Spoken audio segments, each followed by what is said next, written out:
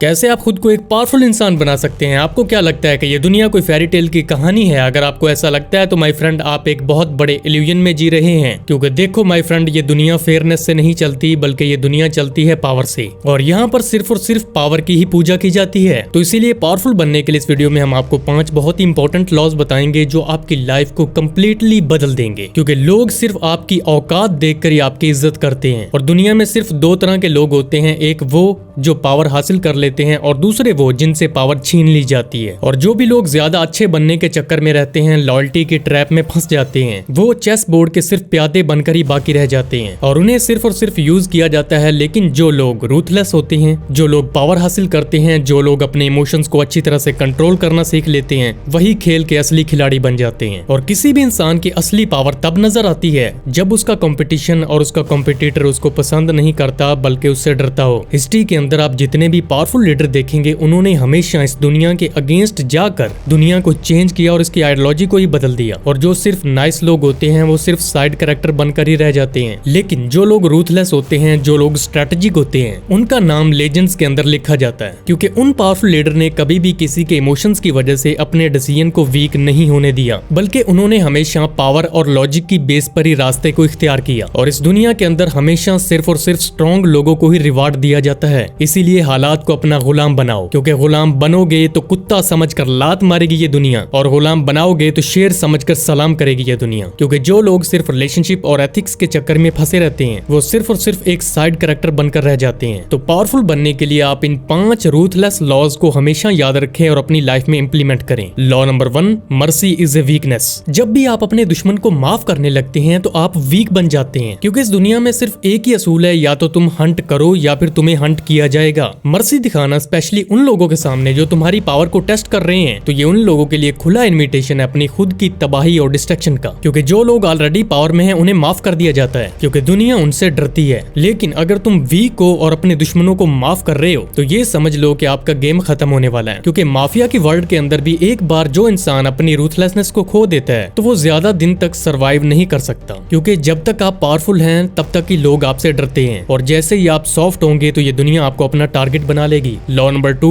Fear is greater than love. अगर आपको दुनिया बदलनी है तो लोगों का प्यार नहीं बल्कि उनका डर जीतना होगा, क्योंकि प्यार टेम्परेरी होता है और डर परमानेंट। लोग आपसे उस वक्त तक प्यार करेंगे जब तक आपको उनसे कोई फायदा है, लेकिन जैसे ही तुम उनके किसी काम के नहीं रहोगे तो लोग तुम्हें भूल जाएंगे। लेकिन अगर लोग तुमसे डरते हैं तो चाहे वो तुम्हें पसंद करें या फिर ना करें, लेकिन वो कभी भी तुम्हारे अगेंस्ट जाने की हिम्मत कभी नहीं करेंगे। फॉर एग्जाम्पल कॉर्नर मैकग्रेगर, जो रिंग में आने से पहले ही अपने अपोनेंट्स के कॉन्फिडेंस को तोड़ देता था, और उसका डोमिनेंस सिर्फ उसकी स्किल पर नहीं बल्कि उसके अपोनेंट के डर के ऊपर भी बेस्ड होता था। आपके दुश्मन आपसे डरते हैं या नहीं, ये चीज डिसाइड करेगी कि आप पावरफुल हैं या नहीं।